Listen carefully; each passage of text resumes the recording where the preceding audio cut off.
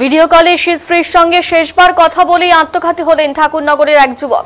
মৃতের নাম অমিত চট্টোপাধ্যায়। জানা গেছে ৩ মাস আগে তার বিয়ে হয়েছিল ২৯ বছর বয়সী এক মহিলার সঙ্গে, যার এটি ছিল দ্বিতীয় বিয়ে। বিয়ের পর থেকেই তাদের বৈবাহিক জীবন ছিল অশান্তিতে ভরা। পরিবারের অভিযোগ, ওই মহিলার ফোনে বিভিন্ন সময় অপরিচিত পুরুষের SMS আসতো, যা নিয়ে স্বামী স্ত্রীর মধ্যে প্রায় ঝগড়া হতো। অমিতের প্রশ্নের সঠিক উত্তর কিংবা প্রমাণ দিতে পারেনি স্ত্রী।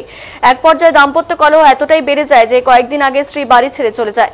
এই ঘটনার পর থেকেই মানসিকভাবে ভুগছিল অমিত। সোমবার সেই অবসাদ চূড়ান্ত পর্যায়ে পৌঁছে ইনস্টাগ্রামে স্ত্রীর সঙ্গে 5 মিনিট কথা বলেন ভিডিও কলে।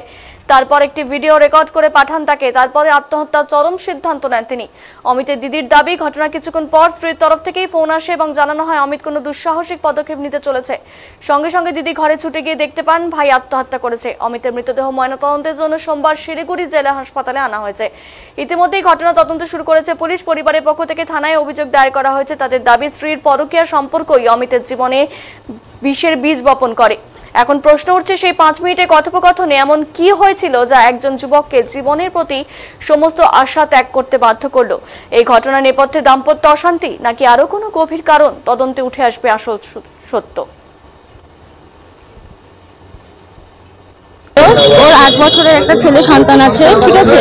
তো বুধবারের রাতে মানে 21 তারিখের রাতে হচ্ছে ওর আমার ভাইয়ের বউয়ের ফোনে মানে রিঙ্কি বিশ্বাসের ফোনে একটা মেসেজ আসে। সেটা নাকি তার পুরনো মানে আগে উনি কাজ করতেন একটা হচ্ছে কসমেটিকের দোকানে। ওনার মানে কোন একটা কাকু আছে, তো ওনার হচ্ছে ফোন মেসেজ করেছে।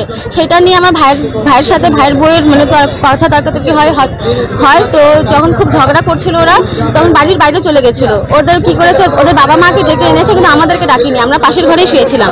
যখন চিল্লাচাটি হয় তখন আমরা বাইরে আসি। সবার প্রথমে আমি বাইরে আসি।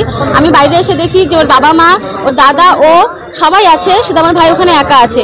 আমি যখন জিজ্ঞাসা করি তখন রিঙ্কি বিশ্বাস নিজের মুখেই বলেছে যে আমার পুরানো দোকানের কাকুটা আমাকে শুধু হাই মেসেজ পাঠাচ্ছে, সেটাতে তোমার ভাই আমাকে ভুল বুঝতেছে। কিন্তু আমার ভাই বারবার মেয়েটাকে বলেছে যে হচ্ছে আমাকে এটা প্রমাণ দাও, কিন্তু মেয়েটা সেটা প্রমাণ দেয়নি। তারপরে হচ্ছে ওদের বাড়ির লোকও আমার ভাইকে মানে মারতে আসছিল। তো যাই, তখন আমি আমার নিজের ভাইকেই মেরে আমি বাড়িতে ঢুকিয়ে দিয়েছি। তো তারপরে ওদিন তো ঝগড়া থেমে গেল। তারপরের দিন সকালবেলা কি করলো, রিঙ্কি বিশ্বাস তার ছেলেকে আমাদের বাড়িতে পাঠিয়েছে। পাঠানোর পরে ওনার যাবতীয় কয়েকটা ড্রেস ছিল সেগুলো নিয়ে গেছে। নিয়ে যাওয়ার পরে সন্ধ্যাবেলায় আমাদের দেওয়া কিছু জিনিস ছিল সেগুলো আমাদেরকে ফেরত দিয়ে গেছে। তখন আমার ভাই রাগের মাথায় ওনার যতটুকু যাবতীয় জিনিস ছিল সেগুলো ওনাদের বাড়িতে দিয়ে এসছে। দিয়ে আসার পরে একটুখানি ঝগড়া হয়েছে। এমনকি আমাদের বাড়িতে সেদিন অনুষ্ঠান ছিল, অনুষ্ঠানের রাতেও একটুখানি ঝগড়া হয়েছে, ঝামেলা হয়েছে। আমরা মেয়ের মাকে বারবার বলেছি যে যেখানে থাকুক রিঙ্কি, ওকে তোমরা নিয়ে আসো, নিয়ে এসে মীমাংসা করিয়ে নাও। ওনাদের 10 কথার ওনাদের এক কথাই ছিল যে আমার মেয়েকে আজকে আমরা আনবো না, আমরা 2-3 দিন পরে আনবো। ওরা সত্যি সেটা আনলো না। মেয়েকে আমি ফেসবুকে মেসেজ করেছিলাম এটা বলার জন্য যে রিঙ্কি তুমি আমার সাথে কথা বলো, যা হয়েছে আমাকে বলো, আমি যদি আমার ভাই দোষ করে থাকে আমি তোমার পাশে থাকবো। এইসব কথা বলার জন্য ওকে আমি ফোন করেছি, কিন্তু আমার ফোন ওর রিসিভ তো করেইনি। উল্টে কি করেছে, আমাকে সাথে সাথে ব্লক করে দিয়েছে। আমার মেসেজ সিন করেছে কিন্তু তবু আমার দেখেনি, আমাকে সাথে সাথে ব্লক করে দিয়েছে। কাল রাত্রেবেলা যখন আমার ভাই সুসাইড করে, তার আগে মেয়েটাকে হচ্ছে ইনস্টাগ্রামে ভিডিও পাঠায়। ভিডিও পাঠানোর পরে হচ্ছে ওরা দেখে। তারপরে ওরা ভিডিও কলে কথাও বলেছে।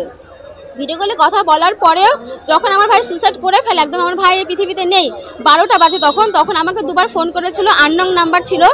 তো ওই জন্য আমি ফোনটা রিসিভ করিনি। তারপরে যখন আমি মানে বুঝতে পেরেছি, তখন ফোনটা রিসিভ করার পরে আমাকে বলে যে আমি রিঙ্কি বলছি, তোমার ভাই মনে হয় কোনো অঘটন ঘটাবে, তুমি কি দেখো। যখন আমরা দেখতে যাই তখন দেখি যে সত্যি আমার ভাই ঘরের মধ্যে ঝুলছে। আমার ভাইয়ের নাম হচ্ছে অমিত চক্রবর্তী।